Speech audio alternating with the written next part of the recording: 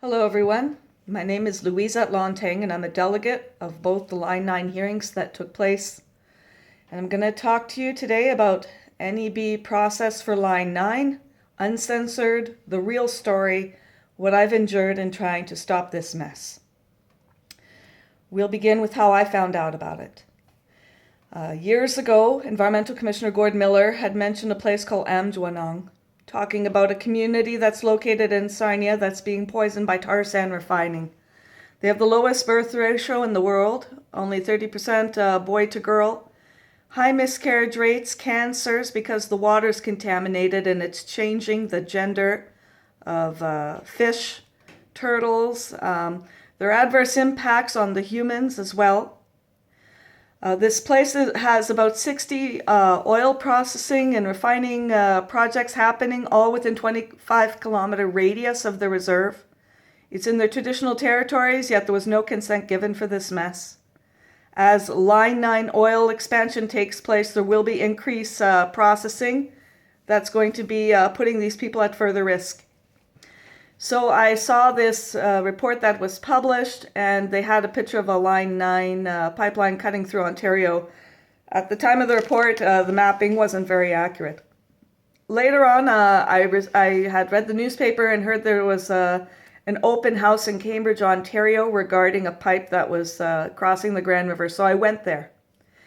And while I was there, we were being filmed right from the very beginning. Someone was spying on us during that process. It's a public hearing, teaching us about how to use the NEB. The camera guy is right in my face asking me what I think about this.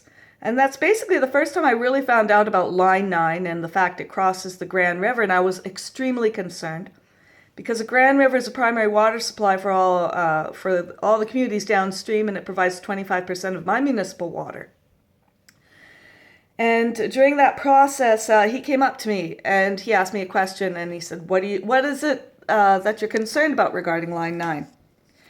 Now, I'm an environmental I call myself an environmental activist, but what I am is I'm a person who uses the public process effectively. I've stopped quarry pits, I've stopped dumps, and I go to the Ontario Municipal Board and I basically challenge processes using the public process. And he asked me, what's my greatest problem with the National Energy Board? And I told him right then, if I, as a citizen, raise information at the National Energy Board and bring in an expert report, it's considered hearsay. And if I'm an expert presenting my concern, they call me biased unless I get paid for it. So the problem is the system degrades the value of human opinion, regardless if you're an expert or a normal person. And most experts will not willingly speak up against something like Line 9 because they could lose their funding grants.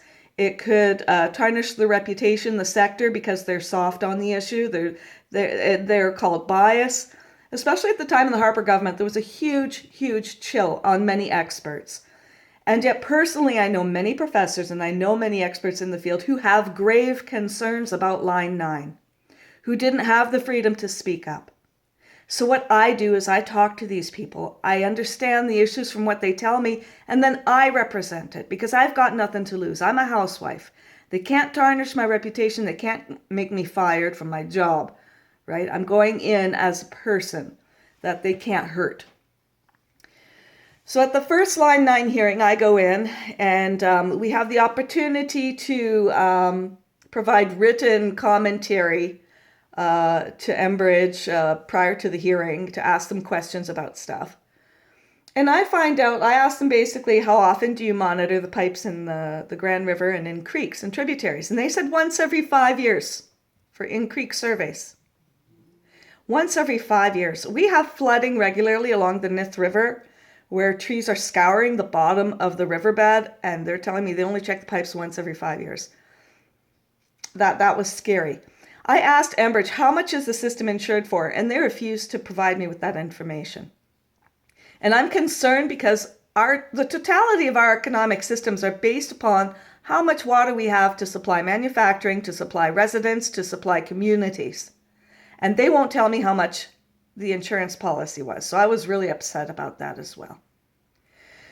So I end up going to the hearing and I raise my concerns regarding the need to clarify insurance policies, what it covers, and I showed also the geological risks because Enbridge's intelligent valve placement assumes that all of the ground is one solid mass of some kind of substance, and then they show all the water really nicely captured inside these riverbeds.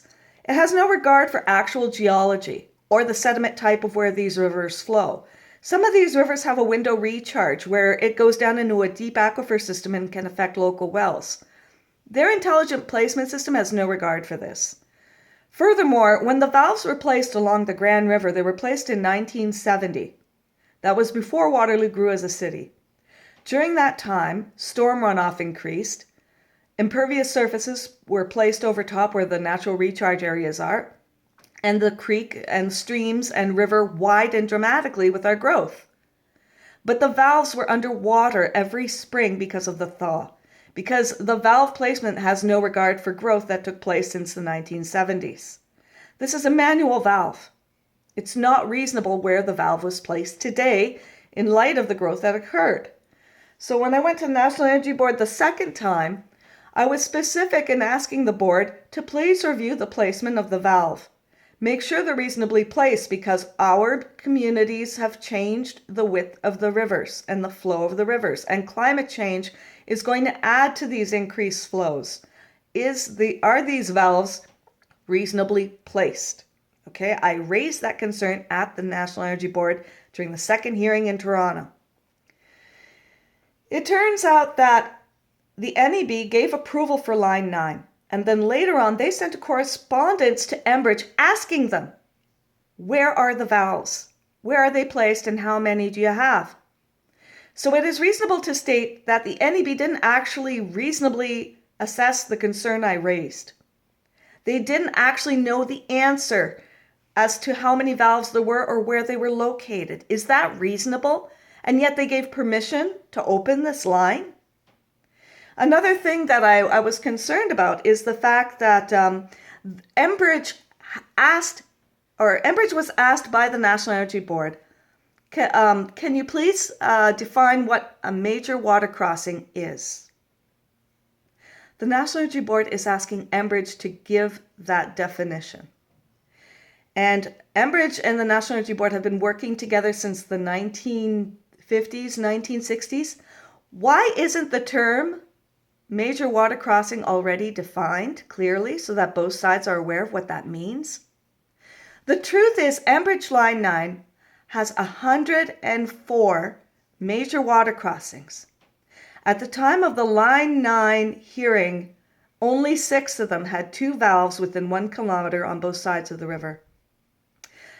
And the risk of that is that, on average, there are only 64 valves along Line 9, spaced apart about 12 kilometers apart. So if all the valves are closed, every single valve is closed on the line, and we have a flood during one of these major events, if the line breaks and there's only one valve on one side, up to 12 kilometers of fuel can reverse flow out of the leaky pipe into the river system. And that poses a major risk.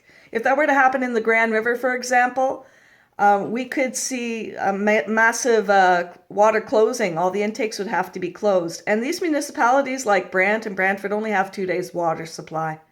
This is a national crisis, is what it would create. So we need a quick response time. I asked Enbridge, where is the response team if we had a spill in the Grand River? The closest one is in Westover, Flamborough.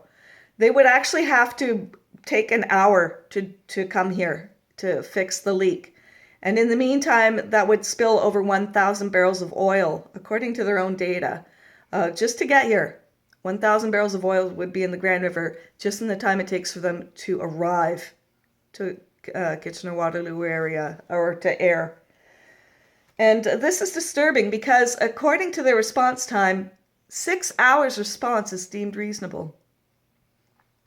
Now, a lady told me, try to frame it this way, Lulu. She says, imagine if you had your tap full on in your kitchen and you let it run for, you plug your drain up and you let it run for 6 hours. How much fluid would you have?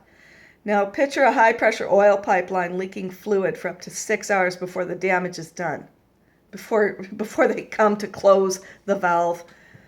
It's ridiculous. The whole concept that they're trying to do right now is they're talking that safety is a priority. Safety is this. It's so important to do safety, safety, safety, safety, safety. Meanwhile, the National Energy Board gave leave to open before the Canadian Safety Standards Act could be applied fully to the line. The NEB process secured the placement of 17 new valves because of my idea that was the reason why Line 9 was delayed. But regardless, they still let them put oil through even though there's 84 major waterways not being fully protected right now. Is it reasonable? Is it logical? It doesn't make sense to play that kind of a crap game with the vital water supply needed for communities, our economy, and the Great Lakes. That's what Enbridge is doing right now. The oil is flowing through that line without these issues being fully addressed. And that's the reason why protesters are taking such extreme action. Another major concern, the First Nations treaties are being violated. This violates constitutional law. This violates charter rights, treaty rights, international covenants with the United Nations. This is a crime against humanity. We already know that these communities are suffering from water crises with the current ongoing production that's taking place. Why are we aggravating the situation by adding the pipeline risk on top of that? This doesn't make sense. The truth is people are already dying in Mjwaneng as a result of the cancer, as a result of the miscarriage, as a result of the gender issues which result in societal issues. How many kids there have committed suicide already because there's nothing they can do? They feel powerless because the government has been ignoring all of us in trying to raise concern for human health and safety. In Ontario, if a spill happens where I live in Waterloo, an oil spill, I have the right to contact the Provincial Ministry of Natural Resources, the Ontario Spills Action Centre, the Ministry of Environment. Charges will be laid, and if it happens again, there'll be higher fines.